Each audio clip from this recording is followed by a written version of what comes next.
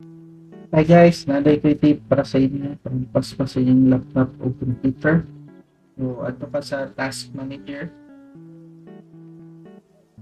Start up. Ipang disable lang na nimo. So, sana kay naka-disable naman ang kuwada. Disable ninyo tanan. Close. Next,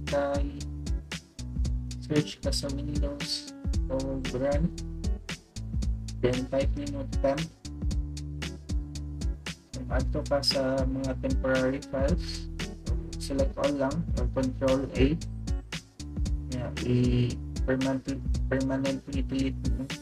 Shift plus delete button sa keyboard. Then skip lang ang uban kay di ma-delete. Then close. Napaisa. Run gihapon. Type lang tao. Percentage. Then time. Percentage na pagbalik.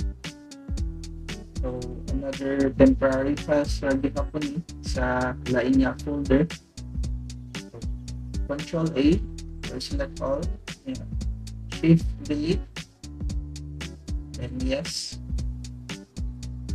Then skip lang ng uban. Delete na ma-delete. Then close.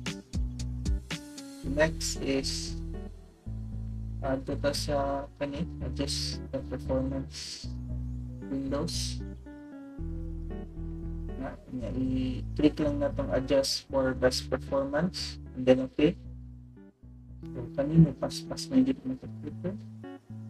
Then graphic settings if na kay duwa like ako Valorant, so nag-browse lang ko gipangita ang Valorant. So pressure ka na akong gipang select Riot or Valorant pressure jud.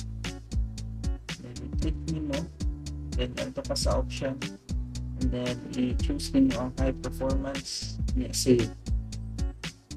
So mao na sa graphics kay duwa nga ginampan yung pas-pas. Next kay background apps. So kana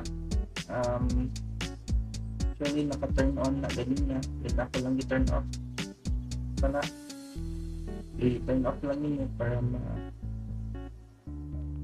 paano mong background. Then all na guys, may paspas na yung computer. Goodbye.